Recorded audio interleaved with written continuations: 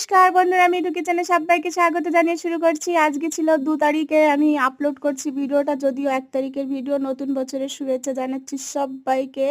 নতুন বছর সবার সুন্দর কাটুক, ভালো কাটুক আর আনন্দে কাটুক, এটাই আমার কামনা করি। ঠাকুরের কাছে প্রার্থনা করি সবাই সুস্থ থাকুন। আর এই তো আমার এটা নতুন বছরেরই থালি বন্ধুরা, 1 তারিখের। এই যে নিরামিষ খাবার ছিল, কারণ ওদিন সোমবার ছিল। আমি রান্না করেছিলাম আলু ভাজা, ফুলকপির পাকোড়া আর মুগের ডাল ধনেপাতা দিয়ে। আর ফুলকপির পাকোড়ার রেসিপিটা আমি যদিও কালকে শেয়ার করেছি, আজকে একটা টিপস নিয়ে শেয়ার করছি বন্ধুরা। এটা ছিল চালের গুঁড়োর পাকোড়া, উপরটা ছিল যেমন ক্রাঞ্চি, ভেতরটা ছিল তেমনই নরম আর সুন্দর টেস্ট বন্ধুরা। আমার এই ফুলকপির পাকোড়াটা অবশ্যই রেসিপিটা আপনারা দেখবেন আর বাড়িতে বানাবেন। আর এই ভিডিওটা ভালো লাগলে একটা লাইক সাবস্ক্রাইব অবশ্যই